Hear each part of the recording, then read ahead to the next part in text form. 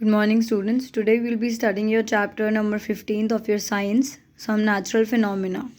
So basically कुछ natural phenomenas के बारे में पढ़ेंगे जो नेचुरली होते हैं, जिनसे हमारा मैन रिलेटेड सोर्सेज का कोई एज सच डायरेक्ट रिलेशन नहीं है. जैसे अर्थक्वेक्स हो गए, लाइटनिंग होती है, बारिश आना, फ्लड्स आती हैं एकदम से, या हरिकेन्स आ जाते हैं, tornadoes. All of these are part of natural phenomena as well as volcanic eruptions. तो हम उन सब में पढ़ेंगे क्या होता है. एक बार we look into the natural phenomena in this chapter only. So pehle in class 7th you read about wind, storms and cyclones. You learned that cyclones can cause a lot of damage to human life and property. You also learned that we can protect ourselves from these destructive phenomena to some extent. In this chapter we shall discuss two other destructive natural phenomena. These are lightning and earthquakes. We shall also discuss what steps we can take to minimize destruction caused by these phenomena. तो हमने 7th standard में cyclones के बारे में पढ़ा था, storms और winds के बारे में पढ़ा था, जिससे हमें पता चला था बहुत डैमेज होता है ह्यूमन लाइफ को भी, मतलब इंसानों को भी, और उनकी प्रॉपर्टी को भी. घर बार ऐसे टूट जाते हैं और पूरा एरिया नष्ट हो जाता है, ये सब हमने देखा था. तो इस चैप्टर में हम दो और डिस्ट्रक्टिव फिनोमिनास के बारे में पढ़ेंगे, यानी कि अर्थक्वेक यानी कि भूकंप, और लाइटनिंग, वो जो हम देखते हैं ना जब बारिश का मौसम होता है तो बादल गरजने लगते हैं और लाइटनिंग हो जाती है. ठीक है ना, बिजली गिरना जिसे बोलते हैं ना, दैट इज़ लाइटनिंग. ठीक है, तो उसके बारे में देखेंगे. हम देखेंगे कि हम उससे कैसे बच सकते हैं, या वो कितनी डिस्ट्रक्शन कॉज करेगा, कैसे हम उसके इफेक्ट को मिनिमाइज कर सकते हैं. All of that we gonna learn in this chapter only. सबसे पहले हम लाइटनिंग के बारे में पढ़ेंगे. ठीक है. You might have seen sparks on the electric pole when wires become loose. This phenomena is quite common when wind is blown and shaking the wires. तुमने देखा होगा कुछ स्पार्क्स यानी कि चिंगारियाँ निकलने लगती हैं इलेक्ट्रिक पोल से जब वायर्स जो हैं बहुत लूज़ हो जाते हैं. और ये फिनोमिना ना बहुत कॉमन होता है. हमने देखा ना, पोल्स जो हमारे बिजली के खंभे होते हैं, वहाँ पे जैसी वायर्स लूज़ होने लगते हैं, कुछ प्रॉब्लम्स होती है तो स्पार्क्स होने शुरू हो जाते हैं, चिंगारियाँ निकलनी शुरू हो जाती हैं, या हवा चल रही है तब भी ऐसा जनरली बहुत होता है. You might have also seen sparks and a plug is loose and its socket. है ना, जब हम देखते हैं कभी कभार हम सॉकेट लगा रहे होते हैं, प्लग लगा रहे होते हैं सॉकेट के अंदर, तो एकदम से चिंगारी सी आती है, एकदम से थोड़ी सी स्पार्किंग होती है. तो ये this is all a part of lightning. Lightning is also an electric spark but on a huge scale. Lightning जो है ना, ये इलेक्ट्रिक स्पार्क ही होती है, बट एक बहुत लार्ज स्केल पे होती है. जैसे खंबे वंबे पे, घर पे तो बहुत छोटा सा होता है, लेकिन जब बादल और ये नेचुरली होता है तो ये बहुत ज़्यादा लेवल पे होता है और ये हमें दिखता है बरसात के टाइम पे. तुम्हें अभी रिसेंटली जब बारिश का मौसम था, you guys must have seen what happened. इतना ज़्यादा लाइटनिंग हो जाती है कि पूरे बरसात के टाइम पे बहुत तेज़ जो है बिजली कड़कती है और सब डर जाते हैं. आवाज़ भी बहुत होती है. ये जिस पे गिरती है, कहते हैं बंदे को इतना तगड़ा शॉक लग सकता है कि वो मर जाएगा. In ancient times, people did not understand the cause of these sparks. They were therefore afraid of lightning and thought that the wrath of God was visiting them. Now, of course, we understand that lightning is caused by the accumulation of charge in the clouds. We need to be afraid of lightning, but we have to take precautions to protect ourselves from the deadly sparks. तो वो कह रहे पहले के ज़माने में लोगों को पता नहीं होता था कि लाइटनिंग होती क्या, इसलिए वो बहुत ज़्यादा डर जाते थे और बहुत समझते थे ये बहुत ख़तरनाक चीज़ है, और उन्हें लगता था कि ये भगवान जी जो हैं वो गुस्से में हैं और इस वजह से वो ये सब कर रहे हैं. लेकिन अब हमें पता है कि ये ऐसा क्यों होता है. ऐसा इसलिए होता है क्योंकि जो चार्ज होता है ना बेटा, आपके एनवायरनमेंट में, आपके सराउंडिंग में, आपके एटमॉस्फेयर में फ्री चार्ज ऐसे ही घूम रहा है. इलेक्ट्रॉन्स, न्यूट्रॉन्स, एटम्स, ये सब यूँ घूम रहे हैं. डस्ट पार्टिकल्स के अंदर भी इलेक्ट्रिक चार्ज है. जब वो पूरा सारा चार्ज एक क्लाउड की फॉर्म में इकट्ठा हो जाता है तो वो उस चीज़ को रिजल्ट करता है लाइटनिंग में. हमें ये चीज़ समझने की ज़रूरत है. ठीक है, ये आप जिस भी चीज़ को टच कर रहे हो, if you are even seeing this pencil has a charge. हम देखते हैं ना, हमने कभी बलून को रब किया अपने सर पे and we try to stick it on the wall, तो वो कैसा होता है, वो चार्ज की वजह से होता है, क्योंकि फ्रिक्शन की वजह से चार्ज जो है अपेयर हो गया है and that is why it is happening. ठीक है, तो चार्ज हर जगह है और क्लाउड्स में चार्ज इकट्ठे होने की वजह से लाइटनिंग होती है. नाउ और हमें देखना है कि अब हम इससे बचने के लिए हमें लाइटनिंग से डरना चाहिए, बट ऐसे भी नहीं कि हम कुछ और उल्टा सीधा सोचें. इनफैक्ट हमें उसके लिए प्रिकॉशंस लेने आने चाहिए, हमें पता होना चाहिए कि हमें उस टाइम पे क्या करना है. तो वो सब अभी हम पढ़ेंगे. The sparks that the Greeks knew about. जो ग्रीक्स को पता था, ग्रीक्स ना बच्चों एंशंट लोग थे, ग्रीक्स बोलते थे उन्हें. तो उन लोगों को इस सब के बारे में क्या पता था, पहले हम वो सब पढ़ेंगे.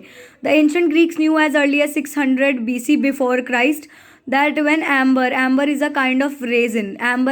रेजिन मतलब बच्चों क्या होता है, रेजिन होती है वो किशमिश, जो किशमिश खाते हो ना, तो एम्बर जो है एक टाइप की रेजिन होती है, एक टाइप की किशमिश होती है, ड्राई फ्रूट होता है, which was rubbed with fur. It attracted light object such as hair. जब उसको हम किसी लाइट ऑब्जेक्ट से रब करते थे तो वो एक छोटे छोटे क्या बोलते हैं ऑब्जेक्ट्स को, जैसे कि बाल, इन सबको अट्रैक्ट करता था। देखते हैं ना हम बलून को रब करते हैं, उसको थोड़ा सा ऊपर करते हैं तो हमारे बाल जो हैं उससे अट्रैक्ट होते हैं, है ना। You might have seen that when you take off woollen और polyester clothes your hair stands on the end will on end. जब हम वूलन क्लोथ्स वगैरह उतारते हैं, अभी ठंडी का मौसम है तो तुम लोग देखते होगे, तो क्या होता है उस टाइम पे हमारे बाल जो है उससे चिपके हुए मिलते हैं हमें जनरली, है ना।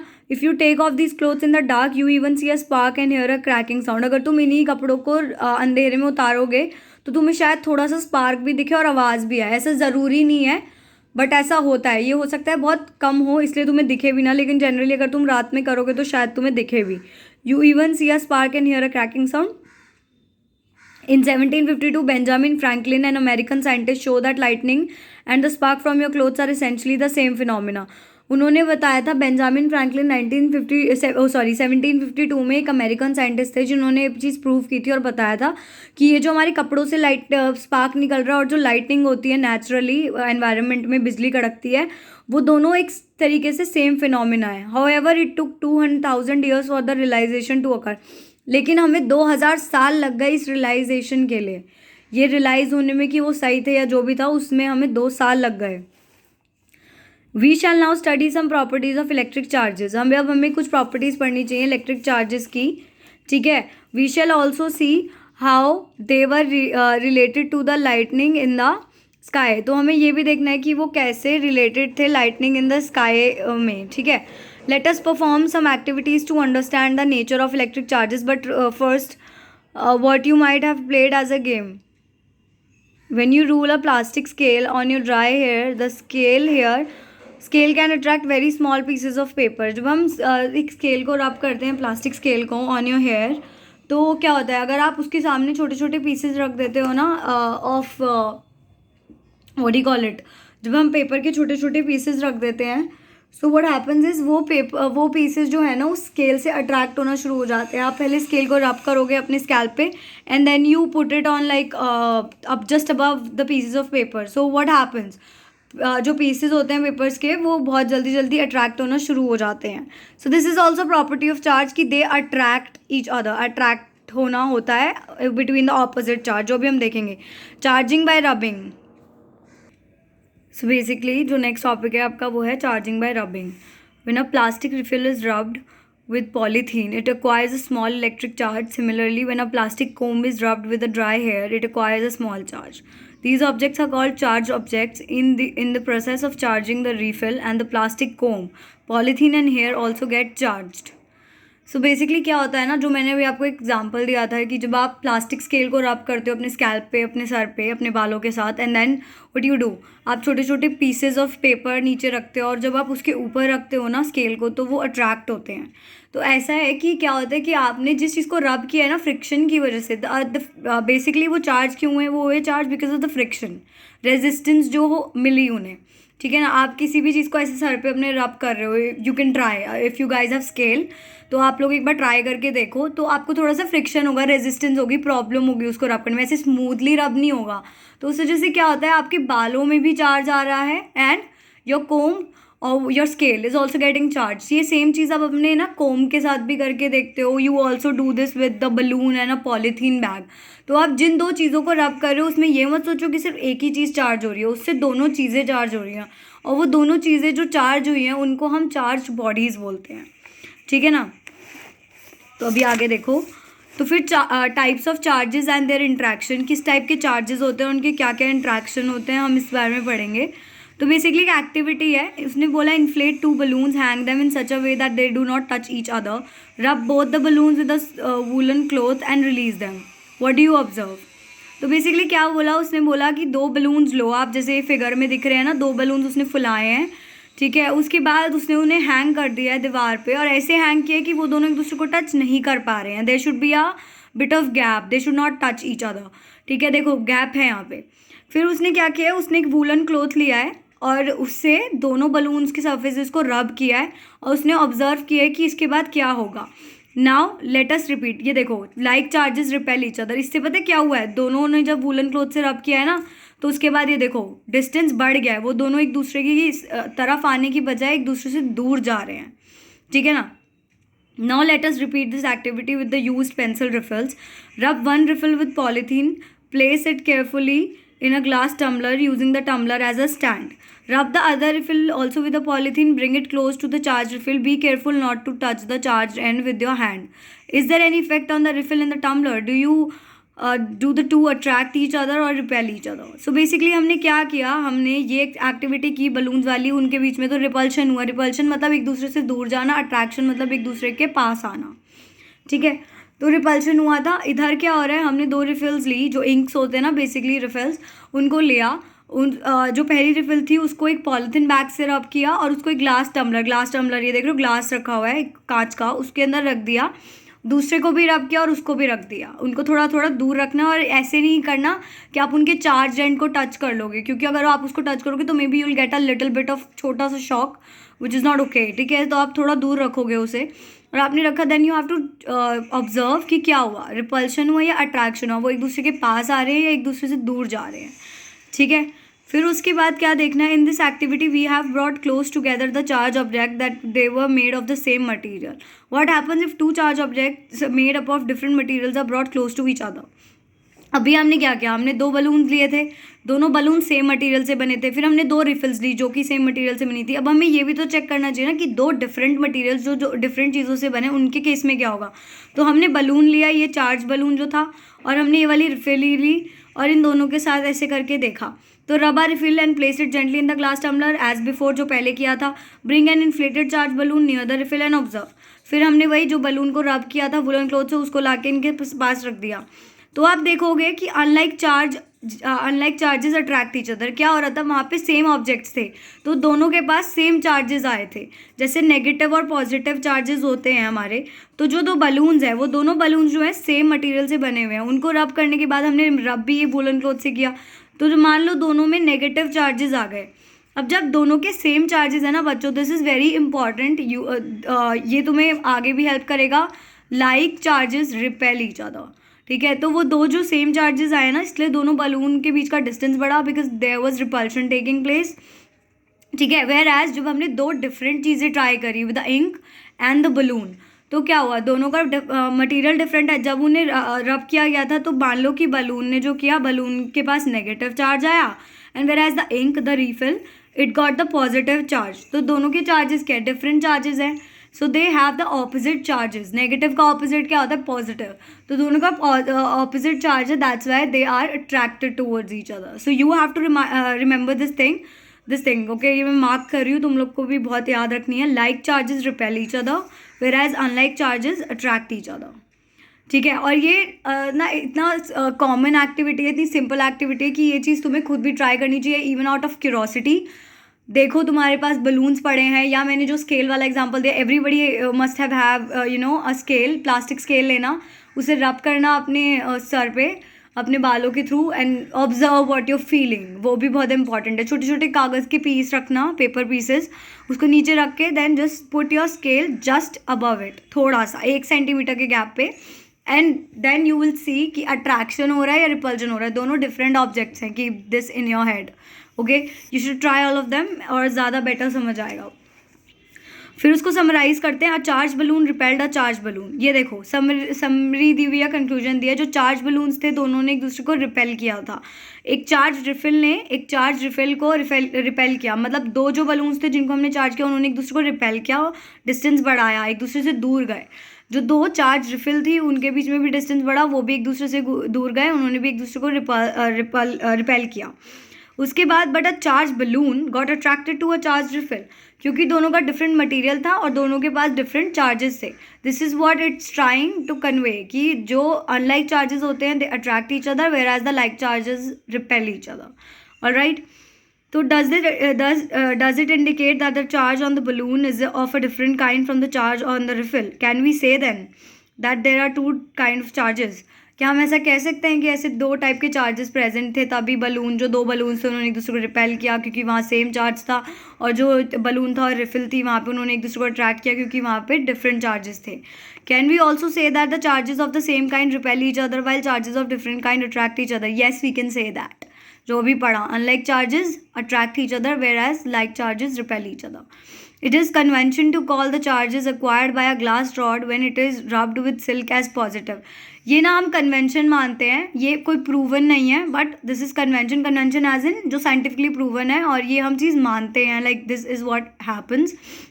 जब आप एक ग्लास रॉड को क्या करते हो, एक सिल्क के कपड़े से रब करते हो, तो वो जो ग्लास रॉड है ना, उसमें पॉजिटिव चार्ज एक्वायर होता है. पॉजिटिव चार्ज क्या होता है, एक्यूमुलेट हो जाता है. ठीक है, दिस इज कन्वेंशन. आप ये नहीं बोल सकते कि उसमें नेगेटिव चार्ज आया है. नो, कौन सा चार्ज आया, पॉजिटिव चार्ज आया, according to convention, according to the scientist and their studies. ठीक है, the other kind of charge is set to be negative. और दूसरे काइंड के चार्ज को, जो कि सिल्क क्लोथ में होगा, उसको हम नेगेटिव कंसीडर कर देते हैं. It is observe that when a charge glass rod is brought near a charge plastic straw rubbed with polythene, there is attraction between the two. ऐसा ऑब्जर्व किया गया कि एक चार्ज ग्लास रॉड को जब आप एक चार्ज प्लास्टिक स्ट्रॉ जिससे हम पानी वगैरह पीते हैं, उसके पास लाया जाता है, तो क्या होता है, देयर इज अ अट्रैक्शन होता है. वो दोनों एक दूसरे के पास आते हैं, एक दूसरे को पास खींचते हैं. ठीक है, what do you think would be a kind of charges on the plastic straw. जब हमने पढ़ लिया ग्लास रॉड पे तो पॉजिटिव था और अट्रैक्शन हो रही है, तो फिर स्ट्रॉ पे कौन सा चार्ज होगा, पढ़ा था ना, unlike charges attract each other. That's why glass rod पे पॉजिटिव है और स्ट्रॉ अट्रैक्ट हो रही है, तो स्ट्रॉ पे नेगेटिव चार्ज होगा, because they are getting attracted. अगर वो आपको बोलता कि वो रिपेल हो रहा है, तो आप क्या बोलते, रिपेल होने का मतलब है लाइक चार्जेस यानी कि सेम चार्ज. तो ग्लास रॉड पे पॉजिटिव है, तो यानी कि उस पर भी पॉजिटिव होना चाहिए अगर उन्हें रिपेल करना है तो. But now what is happening, they are getting attracted towards each other. That's why they are having different charge. It is observed that when a charged glass rod is brought this is what we have done. Then the electrical charges generated by rubbing are static. They do not move by themselves. जो electric charge generate किया है ना हमने रब करने से, balloons पे, straws पे, ग्लास रॉड पे, वो स्टैटिक है. स्टैटिक यानी कि एक ही जगह पे रुका हुआ चार्ज जो मूव नहीं कर रहा है, जिससे मूवमेंट नहीं हो रही है. That is what you call static charge. ठीक है, वो अपने आप से नहीं चल पाएगा, वो वहीं पे टिका हुआ है. इफ़ ये बलून है, मैंने बनाया था बलून को मैंने रब किया, तो यहाँ पे जो चार्जेस हैं वो नेगेटिव चार्जेस हैं मान लो, और ये नेगेटिव चार्जेस एक ही जगह पे हैं, ये इधर उधर हिलेंगे नहीं. That's why you call them static charge. They do not move by themselves. When charges move they constitute an electric current. जब चार्जेस मूव करने लगते हैं ना, तो वो एक इलेक्ट्रिक करंट जनरेट करना शुरू कर देते हैं. ठीक है, जब चार्जेस क्या करते हैं, मूवमेंट में होते हैं. You have been reading about electric current since class 6th. आप 6th क्लास से इलेक्ट्रिक करंट के बारे में पढ़ रहे हो, थोड़ा बहुत नॉलेज होगी, रिविजन करो. The current in a circuit which makes a bulb glow or a current that makes a wire hot is nothing but a motion of charges. जो ये हमारे वायर्स में, घर के वायर्स में करंट फ्लो करता है, जिसकी वजह से हम सारा इलेक्ट्रिकल काम कर पाते हैं. बल्ब ग्लो करता है, बल्ब जलता है हमारे घर में, तार गर्म हो जाती है, वायर एकदम से हॉट होने लगती है. किस वजह से है ये? It's nothing. Current is just basically motion of charge. ठीक है, that is what a current is. ठीक है, तो अब इसके बाद हम देखेंगे ट्रांसफ़र ऑफ चार्ज. ट्रांसफ़र कैसे होता है? So basically the aluminium foil strips receive the same charge from the charge refill through the paper clip. Okay, just give me a second, we have to read this activity. ये देखो, take an empty jam bottle, take a piece of cardboard slightly bigger in the size than the mouth of the bottle, pierce a hole in it so that the metal paper clip can be inserted. Open out the paper clip as shown in the figure. Cut 2 strips of aluminum foil about 4 cm into 1 cm each. Hang them on the paper clip as shown. Insert the paper clip on the cardboard lid so that it is perpendicular to it. Charge a refill and touch it with the end of the paper clip. So basically अभी तक क्या बोला उसने, एक ये jar लिया है, glass jar, jam की बॉटल, उसके ऊपर कार्डबोर्ड रखा, उसको उसके अंदर ये पेपर पिन देख रहे हो, ये पेपर पिन इंसर्ट कर दी है. और पेपर पिन इंसर्ट करने से पहले उसने क्या किया, ये छोटे छोटे एल्यूमिनियम फॉयल दिख रहे हैं 4 cm into 1 cm, ये 2 एल्यूमिनियम फॉयल इसमें टांग दिए हैं इसने, और उसके बाद कार्डबोर्ड से ढक दिया है. एंड पेपर क्लिप जो है ना, हाँ, सो बेसिकली फिर क्या किया उसने, एक रिफिल को चार्ज किया है और उसने उसको टच किया है end of the paper clip से. ये देख रहे हो, ये पेपर क्लिप का एंड है, यहाँ पे इसने वो चार्ज रिफिल से टच किया है. ठीक है, observe what happens, is there any effect on the foil strips, do they repel each other और अट्रैक्ट ईच अदर। फिर ये करते टाइम आपको ये चीज़ ऑब्जर्व करनी है कि ये जो देख रहे हो आप, ये एल्यूमिनियम फॉइल्स आपने लगाए थे, ये एक दूसरे को अट्रैक्ट कर रहे हैं या एक दूसरे को रिपेल कर रहे हैं, मतलब एक दूसरे के पास आ रहे हैं या एक दूसरे से दूर जा रहे हैं। Now touch other charge bodies with the end of the paper clip, अब दूसरी चार्ज बॉडीज को पेपर क्लिप के एंड से टच करो। Do foil strips behave in the same way in all cases, मतलब ये तो आपने रिफिल से किया था, अब पेपर क्लिप को किसी और चीज़ से टच करके देखो, फिर देखो कि वो एल्यूमिनियम स्ट्रिप्स में क्या बिहेवियर होता है। आपको ये चीज़ ऑब्जर्व करनी है कि मतलब जो दूसरी बॉडी है वो चार्ज है या नहीं है, रिपल्शन हो रहा है, अट्रैक्शन हो रहा है, that is all what you have to observe. ठीक है, this is a part of your activity. The aluminium foil strips receive the same charge from the charge refill through the paper clip, remember that metals are good conductors of electricity. तो aluminium foil पे जब हमने वो ऊपर paper clip के charge refill लगाई थी ना, दोनों सेम चार्ज हैं, दोनों के अंदर सेम टाइप का चार्ज है। और हमें ये याद रखना है कि मेटल्स जो होते हैं वो गुड कंडक्टर्स ऑफ इलेक्ट्रिसिटी होते हैं। The strips carrying similar charges repel each other and they become wide open. वो स्ट्रिप्स में क्योंकि सेम चार्ज आ जाता है दोनों की दोनों स्ट्रिप्स में, तो दोनों एक दूसरे को क्या करती है, बताया था ना, like charges repel each other, तो वो एक दूसरे को रिपेल कर देती हैं, एक दूसरे से दूर चली जाती है और उनके बीच में एक बहुत वाइड गैप आ जाता है। ठीक है, such a device can be use to test whether an object is carrying charge और not. This device is known as electroscope. ये ऐसे डिवाइस, ये जो ये हमने बनाया ना, ये एक डिवाइस है। इस डिवाइस से हम क्या कर सकते हैं, हम पता लगा सकते हैं। अब जब हम पेपर क्लिप को किसी भी नॉर्मल चीज़ से टच कर रहे हैं, डिफरेंट चीज़ों से टच कर रहे हैं, जब एल्यूमिनियम फॉइल में कोई मूवमेंट होगा, इसका मतलब है कि वो ऑब्जेक्ट जिससे हमने टच किया है वो चार्ज है। अगर कोई मूवमेंट नहीं हो रहा है तो इसका मतलब वो ऑब्जेक्ट चार्ज नहीं है। तो हम इससे क्या चेक करते हैं, हम ये चेक करते हैं कि कोई बॉडी या कोई ऑब्जेक्ट चार्ज है या नहीं है। Okay, this is how you check. That's why this device or this apparatus that we have made is known as electroscope. This is what you have to remember. It is a very important question. तुम लोगों से पूछा जाएगा, ये पूरा experiment, ये activity बहुत important है। Okay, what do you call it? This device is known as electroscope, which is useful in detecting whether a body is charged or not. Okay. Thus, we find that electrical charge can be transferred from a charged object to another through a metal conductor. और इसी के through हमें पता चलता है कि जो electric charge है वो ट्रांसफ़र हो रहा है एक दूसरे के थ्रू या नहीं। And metal is a very good conductor as I have said, यानी कि मेटल चार्जेस को बहुत अच्छे से कंडक्ट करता है, इधर से उधर ट्रांसफ़र करता है, तो वो बहुत ईजिली ये भी कर पाएगा। Okay, now touch the end of the paper clip gently with hand and you will find a change in the foil strips. अब आप जब उसको जो पेपर क्लिप थी उसके एंड को अपने हाथों से टच करोगे तो आपको फॉइल स्ट्रिप्स के मोशन में फिर से चेंज दिखेगा। They come back to their original state, वो अपनी ओरिजिनल स्टेट में वापस आ जाएंगे। वो जो गैप क्रिएट हुआ था, वो जो रिपल्शन हुआ था, वो कम हो जाएगा and they will come again back to their normal position, ना एक दूसरे के पास ना एक दूसरे से दूर, बिल्कुल नॉर्मल पोजिशन में। Repeat charging of foil strips and touching the paper clip. ठीक है, ये आपको करते रहना है, आप बार बार चार्ज करते रहो, बार बार अपना हाथ टच करो, चार्ज करो, हटाओ। This is what you have to keep on doing it, like repeatedly आप ये चीज़ करते रहो। ठीक है, ठीक है, उसके बाद आपको देखना है every time you will find that the foil strips collapse as soon as you touch the paper clip with hand. Why does it happen, आप बार बार ये चीज़ नोटिस करोगे, जब भी आप अपने हाथ से उस पेपर क्लिप के एंड को पकड़ोगे तो वो जो फॉइल्स हैं वो कोलैप्स हो जाएंगी। कोलैप्स एज इन एक दूसरे से टकरा जाएंगी और अपनी नॉर्मल पोजीशन में वापस आ जाएंगी। बट ऐसा हो क्यों रहा है, हमें ये जानना है। The reason is that the foil strips lose charge to the earth through your body. क्या होता है ना, जब आपकी बॉडी है ना, ये भी बहुत अच्छा कंडक्टर है। Our body is also a good conductor, that's why we often get shocks, electrical shocks लग जाते हैं हमें।